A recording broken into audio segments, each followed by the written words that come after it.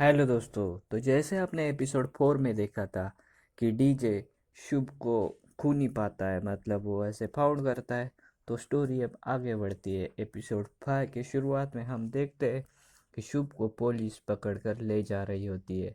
ये सीन 10 साल पहले का है, मतलब डीजे और वो मिले थे उसके बाद के 1 साल।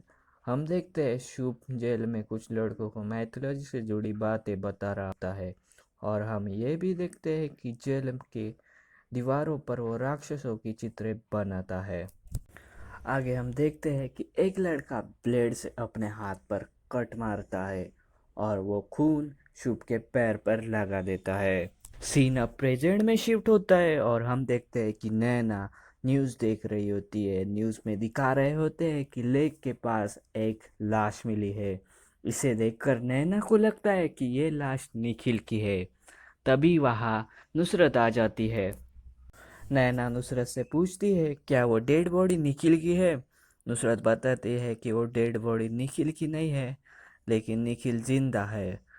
नैना पूछती है कि निखिल जिंदा है, तुम्हें ये कैसे बता। नुसरत बताती है कि निखिल हमें कांटेक्ट करने की कोशिश कर रहा है एक तरह से, और वो जो डेड बॉडी बॉडी मिली है वो एक मैसेज है निखिल की तरफ से।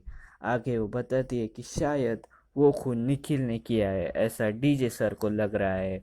ऐसी बात सुनकर नैना को गुस्सा आता है, क्योंकि उसे लगता है कि डीजे झूठ बोल रहा है। अगले सीन में हम निखिल को देखते हैं जो पैनिक हो रहा होता है, उसे सिगरेट चाहिए होती है। वो कैमरा पर लिख कर दिखाता है कि नीड सिगरेट, पर हम देखते हैं कि बाहर कोई नहीं होता है। इसका मतलब वो किलर पूरे दिन वहाँ मौजूद नहीं होता है। अगले सीन में हम देखते हैं कि लोलार्क हेड से बात कर रहा होता है। वो बताता है कि डीजे सर के बिना हम ये काम नहीं कर सकते हैं। आगे वो कहता है कि निखिल नायर को डीजे से ज़्यादा कौन जान सकता है। तब यह उनके जो हेड होते हैं वो गुस्से से कहते हैं कि डीजे जेल में बंद है और हमारा डिपार्टमेंट किस काम का है, क्या वो उन दोनों पर ही डिपेंड है। ज़रा ये बात ज़रा सी बाहर पता चली तो क्या रेपुटेशन बच जाएगी सीबीआई की। अगले सीन में हम निखिल के देखते हैं। वो न्यूज़ देख रहा होता है। वो न्यूज़ अभिलाषा चंद्रन की होती है, जिसको निखिल ने मारा होता है। वो देखकर वो बहुत गिल्टी फील करता है। और अगला सीन में हम देखते हैं कि लोलार्क वाराणसी जाता है, बिकॉज उसे डीजे ने वाराणसी जाने के लिए कहा था और शुभ के बारे में जो भी इंफॉर्मेशन मिले पता करने को बोला था। वो वहाँ जेल में जाते हैं। वहाँ जेल में वो कंप्यूटर के डेटाबेस में सर्च करते हैं, लेकिन वहाँ कुछ नहीं मिलता है। वो बताते हैं कि आप रिकॉर्ड रूम में चले जाए, इसीलिए वो रिकॉर्ड रूम में चला जाता है। लोलार को वहाँ पता चलता है कि यशवंत शुक्ला नाम के एक आदमी यहाँ काम कर रहे थे 10 साल पहले। शायद उनसे कुछ इंफॉर्मेशन मिल सके। अगले सीन में हम देखते हैं कि किलर फिर से वहाँ आ जाता है। वो निखिल को देख रहा होता है। निखिल ने मांग की हुई सिगरेट वो उसे नहीं देता, बल्कि कुछ टैबलेट्स उसे वो दे देता है। ये सीन डीजे का है जो जेल में बंद है। वहाँ एक पुलिस आकर डीजे को बताता है कि मोटिवेशनल स्पीकर आने वाले हैं, आप चाहे तो आ सकते हैं। वो वहाँ पैम्पलेट रख कर चला जाता है। डीजे वहाँ चला जाता है बिकॉज उसने पॉडकास्ट में सुना होता है। वहाँ हम केसर को देखते हैं जो एक मोटिवेशनल स्पीकर होता है। सर वहाँ बैठे कैदियों से कहता है याद कीजिए वो पल जो स्टेप बाय स्टेप आपको क्राइम की तरफ लेकर गए। उस पल की एक एक डिटेल को याद कीजिए। हम कभी भी ये नहीं बता सकते कि पाप पुण्य ये होता है। टाइम ऑफ सर्कल चलता रहता है और हमें आगे बढ़ना होता है। सिमिलरली हम अगले सीन में देखते हैं कि किलर जहाँ निखिल बंद होता है वहाँ अंदर चला जाता है। निखिल उससे कहता है कि तुम ऐसा क्यों कर रहे हो, कोई भी कल्चर मर्डर करना नहीं सिखाता है। किलर बोलता है जो भी काम सही वजह से किया जाता है वो आखिर में सही होता है, और तुम्हारे मोरल्स वैल्यू बहुत ही बढ़िया है। जब ये सब तुम्हारे फैमिली के ऊपर आ गया तब तुम किसका भी खून करने के लिए तैयार हो गए।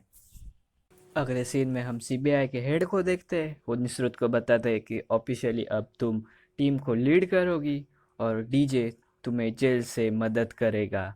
और सीन चेंज होता है और हम देखते हैं कि हेड जेल में पहुंचते हैं और वो डीजे के बताते हैं कॉन्ग्रेचुलेशन, तुम अब हमारे साथ काम कर रहे हो लेकिन जेल में रहकर।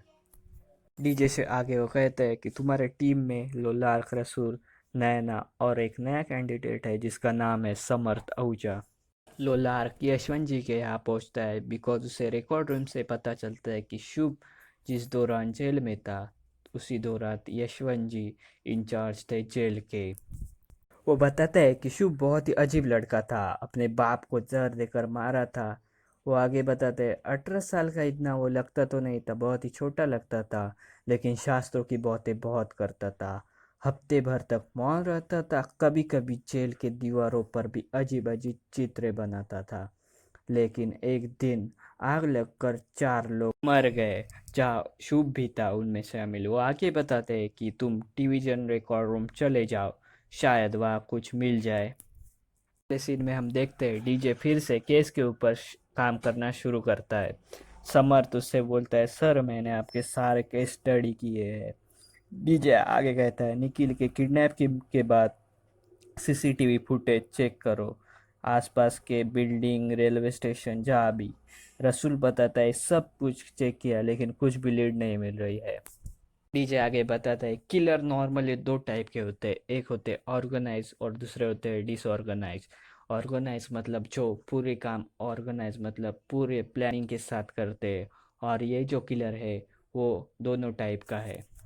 समर डीजे को एक आइडिया देता है सर हमें कुछ लीड तो नहीं मिल रही है, लेकिन शायद हम उनके जब कुंडली निकाल कर देखें तो शायद कुंडली से कुछ हमें लीड मिल सके। ये आगे कहता है कि नॉर्मली हमें अब विक्टिम का स्टडी करना होगा, शायद उससे हमें कुछ क्लू मिल सके।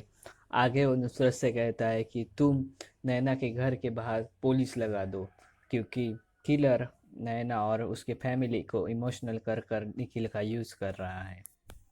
इस सीन में हम देखते हैं कि किलर निखिल को एक नया असाइनमेंट देता है, लेकिन निखिल बोलता है कि ये मैं नहीं करूँगा जब तक तुम मुझे मेरी फैमिली नहीं दिखाते। आगे हम देखते हैं कि किलर निखिल को उसके फैमिली दिखाता है। उससे हमें ये पता चलता है कि जो भी है वो निखिल के फैमिली के पास से वे शूट कर रहा है और वो उनके घर के अंदर जाता है। सीन अब चेंज होता है और हम देखते हैं कि लोलार्क डिविजनल रूम जाता है, वहाँ उसे शुभ की फ़ोटो मिलती है और वो डीजे को वो फ़ोटो सेंड कर देता है। वो फ़ोटो देखकर हम देखते हैं कि डीजे कुछ याद कर रहा होता है। वो 10 साल पहले का सीन है जहाँ हम देखते हैं कि पुलिस शुभ को लेकर जा रही होती है। का मतलब डीजे ने कुछ ऐसे सबूत तैयार किए थे जिससे शुभ लगे कि वो 18 साल का है और उसे जेल की सज़ा हो सके। डीजे शुभ से कहता है जो हो रहा है वो सही हो रहा है, शायद तुम अब नहीं समझ पा रहे होगे लेकिन एक दिन ज़रूर आएगा कि तुम समझ पाओगे। शुभ बोलता है कि झूठ कब से सच होने लगा। डीजे आगे बताता है देखो शायद एक दिन तुम्हें ये समझ पाओगे। शुभ आगे बताता है इसी वजह से शुभ डीजे को उसके बीबी के मर्डर के केस में जेल में भेजता है। और हम देखते हैं कि एपिसोड 5 यहाँ पर ही ख़त्म हो जाता है।